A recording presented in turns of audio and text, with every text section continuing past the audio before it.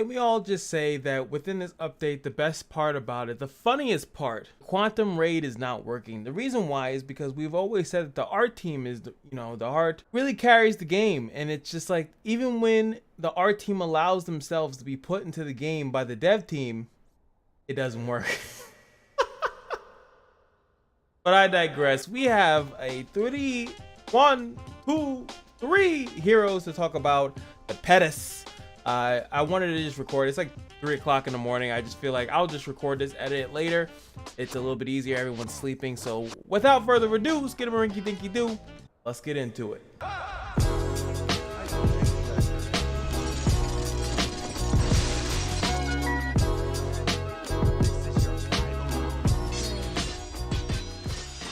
Now, on normal fact, I'm gonna go in reverse. Because technically Lang is the shittiest one if you go by like their scout ratings and everything like that. And we'll end off with the big boy.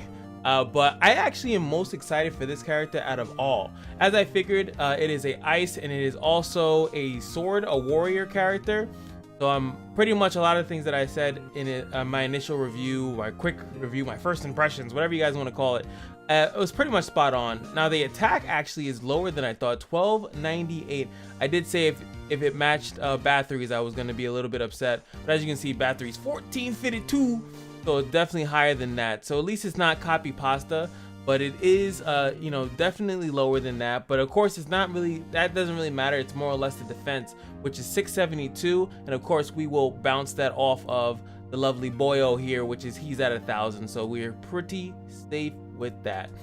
So outside of that, we got 90 hit, we got 100 dodge, 150 crit, 30 block, attack speed is 54, so it's not as doo-doo as I thought. It's not, that is like 4th place, not 5th place, not last place as far as it is, but I think that's like 4th place, because if I click on someone like Maggie who has like 30, right? No, 53. Okay, who has 30? Is it Bathory? Someone 72. Wait, my point, where's my point? Okay, I stand corrected. I looked at a bunch of these sword characters and that seems to be it. The lowest that it looks like they go is about 50 something. So that's their low. I guess it's only the tanks that are even slower than that. Mahar's like, I think one of the 30s. Yeah, there we go. So I was a little wrong, but see, some of them really range up there as far as like speed. So as far as it's still the lowest of the warriors, I guess. Yeah, I found a way to still be right. Now I'm very curious, what is the age of a thing like this? The hero story, it is male. It is 20 years old somehow. And that's all I wanted to know. That's pretty weird and it's pretty interesting. All right, so let's unmute the lovely thing and see what type of animations this thing has, because I'm just overly curious. Like I said, I'm more curious about this character than anything. Let's look at the basic attack. Okay, pretty standard. Not standard, but pretty cool. The ball, he's pretty much attacking with the ball like it's, what is it, Minas? Or Minot in Street Fighter. Or kind of like Rose from Street Fighter as well. We already know the passive is mana utilization 3. The more mana that's everywhere, the more mana you get from everything. But you mostly get it from your allies.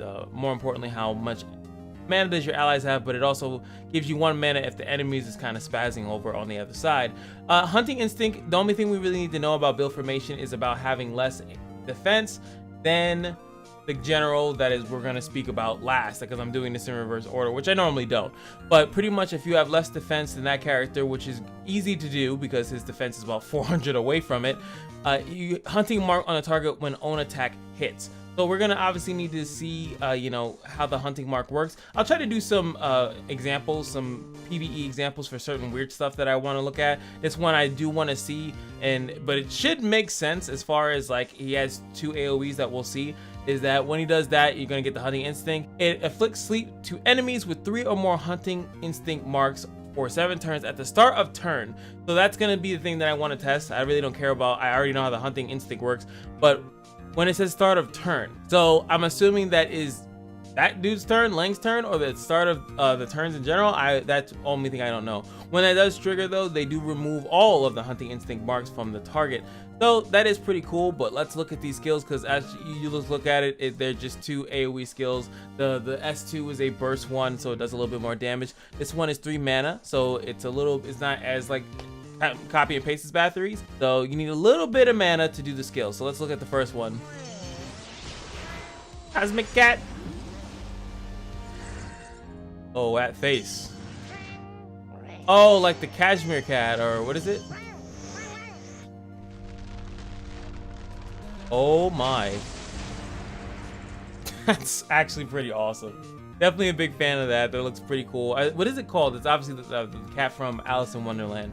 I love that skill. But can it be beaten by the popping snowball? Let's see if it can be beat. Okay. Oh my.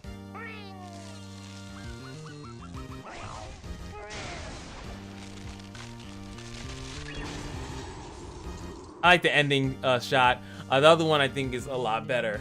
But obviously this character, what it really, in my opinion, comes down to, as far as my review, is going to be here, the unlocked potential. Now you guys should already know, since it is a warrior, resets turn 1 time per round if own mana is under 3 after the skill hits.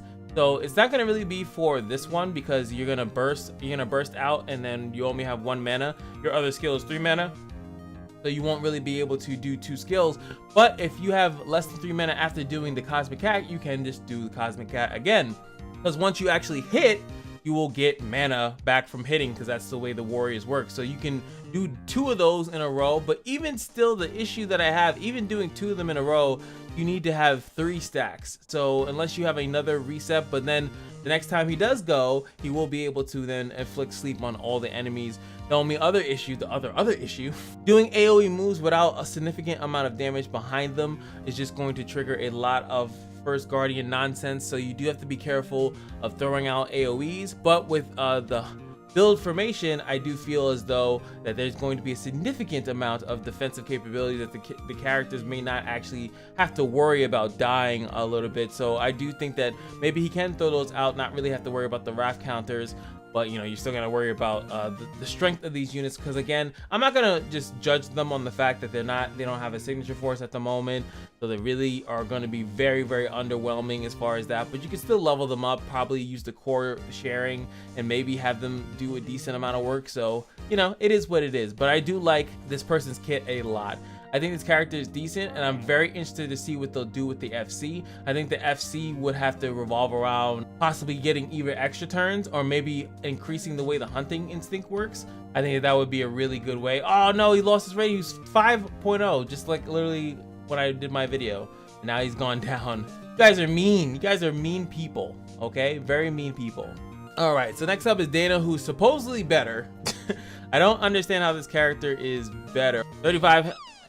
The attack seems pretty small. Wait, I went to the wrong thing. Attack seems pretty low, I would have to say. We're looking at the rest of the stats. The hit, the dodge is pretty good. The critical hit is nice. I like it. Block is low, and attack speed is super low, 35. So there goes my low attack speed character. So she's low. She's looking like Maggie Essential. Who has more attack, her or Maggie? Maggie has a clean 200 over her. But that's kind of what she reminds me of, these mages that have high crit. Or Bailey. Let's see Bailey. Maybe that's a better comparison. The Bailey. Yeah, that's a better comparison. Very, very good comparison right there. And, you know, but Bailey is pretty garbage. So I hope that she doesn't live up to that. Because I will sacrifice every single one of her to get more copies of the other guy. And then run her, Lang, and the other dude. Just have the bros before hoes, the team comp. So let's go look at her lovely animations and stuff like that. First, oh god, I'm clicking everything I don't need to be. 4.6, yeah, lower her rating, please. She was like a 4.9. She is 13 years old, so yeah, she's the little cute girl as I thought she was. She was very cutesy dootsy. Let's go look at her skills. Let's look at the basic attack. Okay, that's pretty OD. That broom went the fuck in. Yes, that broom went ham. Next up, we have the mana absorb, which there's no other additional stuff here. Her other thing is on her skills, so you know, it is what it is. So she just has the mana absorb. If the enemy tries to buff, she will gain mana. She removes the buff and she gains 1 mana from it. She'll also remove 1 mana from the target if they have, if their HP is low. So that's pretty cool, yada yada. So I'm actually excited for the rest of these skills. So this is an AoE burn. And trash. Anyway, let's look at the skill. Oh, she looks perfect. Like, this is the proper little girl right here. Oh my. You just went from like super cutesy to shooting a hyper beam. Like what? Excuse me? Look at the broom. I love her design though. Her design is very funny. And then she has a 3 mana, a skill single target. So a signature force will do a decent amount of damage. Very reminiscent of like, you know, Rudley, but Rudley doesn't have this weird AoE thing. But if the caster has built formation, if she has less defense than Homeboy Slim, then she'll do additional 250 additional piercing damage, which is nice damage. It's just damage on damage. So her kit seems very underwhelming. She doesn't like having sleep. I feel like status effects are way better. They're really cooler. They help you out a little bit more. She just does more damage. So she is in more dire need of a FC than I think Lang is, because there's no real reason to put her in there at all. Like she's not like, she doesn't have high attack. So, you know, she's not scaling. She doesn't have mana utilization to scale her attack. It just doesn't seem like there's any reason to pick this character, even possibly with an FC. And I'm assuming that she would get a black FC before she, because if they were to give, not give the general a gold, it just seems weird. I don't know. I feel like they pigeonhole themselves into the decisions like this. But I definitely think that, you know, what am I doing? I haven't even seen the skill yet. I'm talking too much.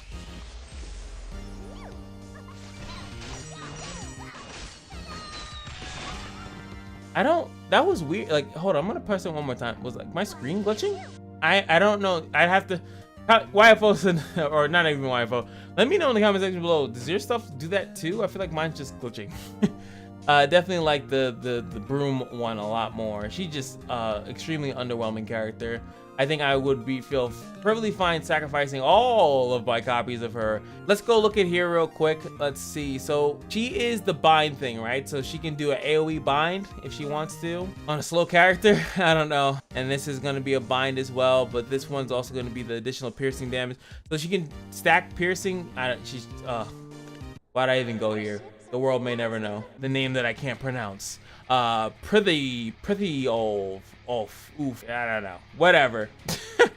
So let's look at his stats, which I think are obviously the most important. The defense being the most important stat. Her defense was what? Yeah, 673. Perfectly fine. So his main stats here. So we got hit, decent speed, 76. So he's more like a Zion, pretty much. I probably, boom, same thing, pretty much. A little bit higher defense, only up by 2. Attack and all the other stuff that really doesn't matter. Hit is 107. That's pretty, I feel like that's amongst some of the highest hit outside of some of the other more offensive focused characters. Dodge is going to be 100, critical hit 60, block is 120. Again, he's like a pseudo DPS tank. That's kind of how they want him, but I don't know how he's going to really do that. Let's go deep dive. Let's just go look at his kit, man. I don't know. This is like I said, Lang is pretty cool. Hero story. So you've got a 28-year-old dude. The silent here. Oh, maybe he's like, you know, mute. I don't freaking know. Let's look at him. Boom. I love that attack. Like he first goes with the overhead, side swipe, then he opens it up to make it like a claw. Like that's so cool. But why is he a defensive character? I mean, in this game, like your defensive characters could do a lot of damage too, so it really doesn't matter.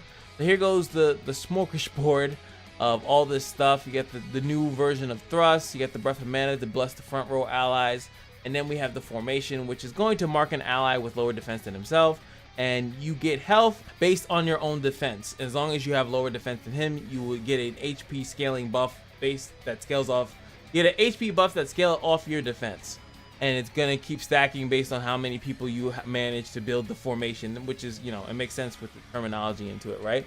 Also has life and death over time, increases health and defense of all allies by 10%, and block of front row allies by 5% of own defense. So I'm assuming both of those things scale off of his defense. So the more defenses he has, the more your allies are hard to kill. Yada yada. So pretty good. Undisturbed increases own block value by 30% if there are 3 or more allies in the front row. So this is going to pretty much force you to build a really restrictive comp.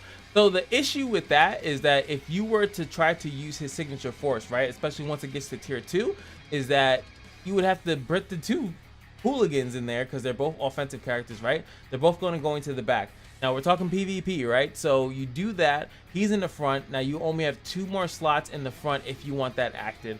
Now how strong is that? I would just want to, you know, do some fun testing, which would be more later on. I can't do that type of testing now, but it would be interesting to obviously stack him and stack FC Zayakon and like put them together and just see how often you can get a solid block off, especially against Aurora. Because the reason why against Aurora it would be really good is because the round usually restarts if you're running a slower comp, which as we saw, Lang is slow, Dana is slow, this guy's slow. So if they were to all be slow, Rare is obviously gonna go first. On the second round, she's gonna try to pop that thing off. If everyone gets blocks, if you get blocked, you obviously didn't get crit. And I just think that it's just super annoying, and it's gonna be super hard to deal with that. And I just feel like that's where it kind of comes in. High health, high defense, and plus also increasing the block of characters is just the most annoying thing I think you could ever combine on a character. I think that if there's any reason to put him in the team comp right now, because you could obviously not run him with his own thing. He doesn't have signature force, there's no reason to. But let's say you want to run Tantalo Talia, you're gonna run any like super annoying defensive comp, you can still run him in there because they get additional block on, you know, of his block value.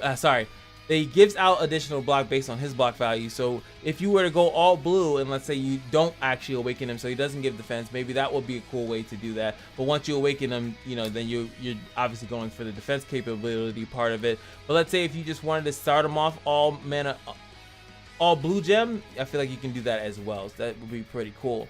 So that's it as far as that. Little cool stuff that you can do with him. Now let's look at this, the silent trio. This is the one with the weird stun thing, right? Yeah, stuns one enemy that's not the target with the highest attack and is not affected by status effects. I still don't, for 5 turns if the skill hits. God, that's just written so stupidly. I can't. But let's see if it looks cool at least.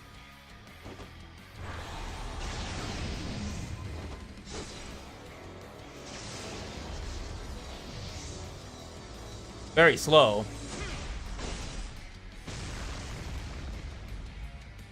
Ooh, I like the after effect on it. Very slow, I get it. Like he stabs the thing and it like amplifies his thrust. I don't know.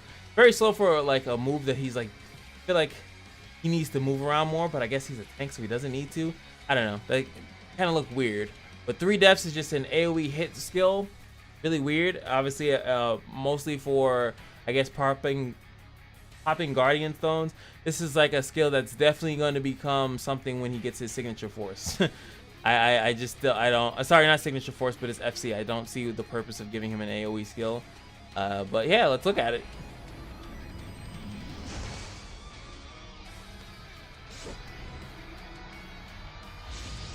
Here goes the summon animation.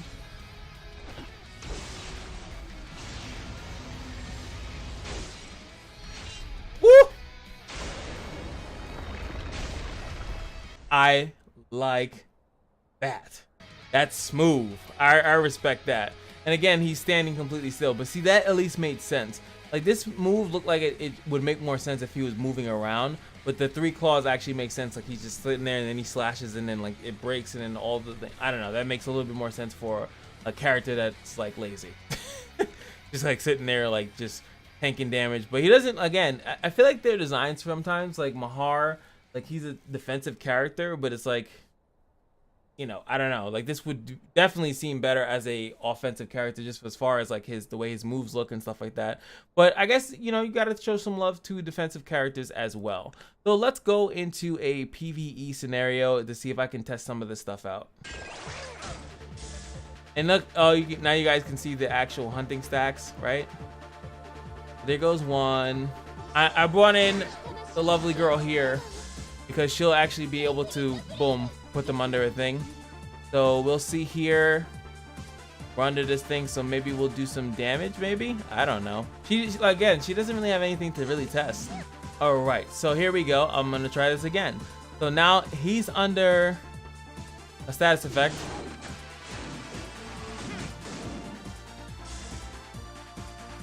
And I think I can see it here, right?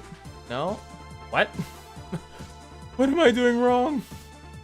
What am I doing wrong? So he's clearly stunned. That is a status effect. So it should possibly stun the other guy. Okay, boom, finally. That was so weird. Like it didn't, make the provoke a stun. I don't know why I did that. All right, so now he's stunned, right? All right, at least we can test this out. Boom.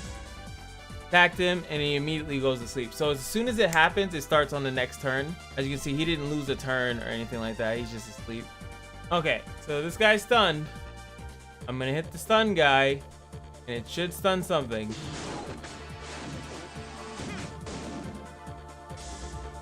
Okay, so it stunned this guy, then it stunned to this guy. Now why?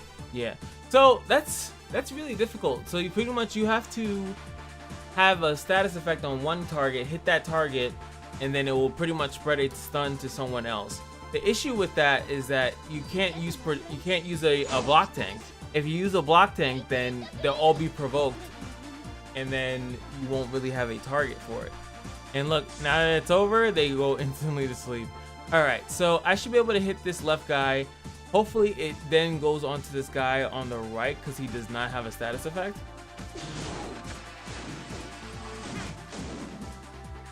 And it does. Okay, so we figured out how that works. So pretty much they have to have a status effect, and it will affect someone that does not have a status effect, and it will spread a stun, which is kind of how I thought it read. But, you know, sometimes these things are kind of hard to read out. Sleep, and this will prove to you guys that sleep is awakened by a move.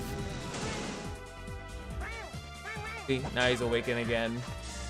The other two are actually stunned, so, you know, that's a pretty good thing. Alright, this should do it.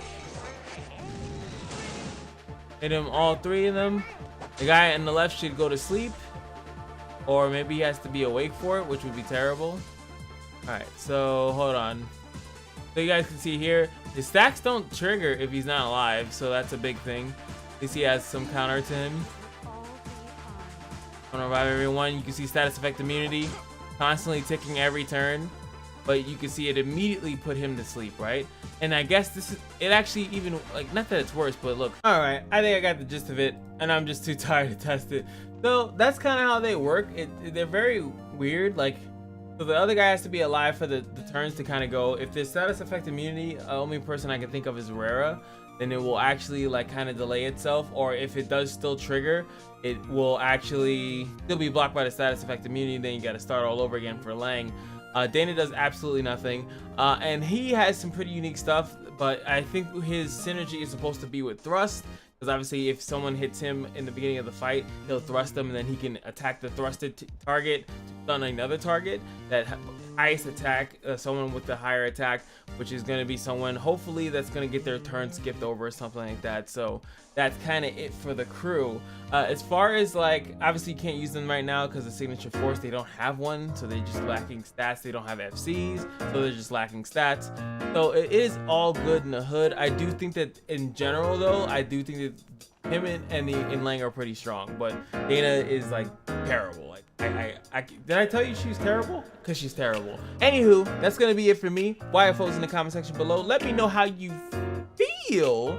Like, comment, subscribe, and just remember that every day at the Kashino is your lucky day, and I'll see you guys in the next video. Peace.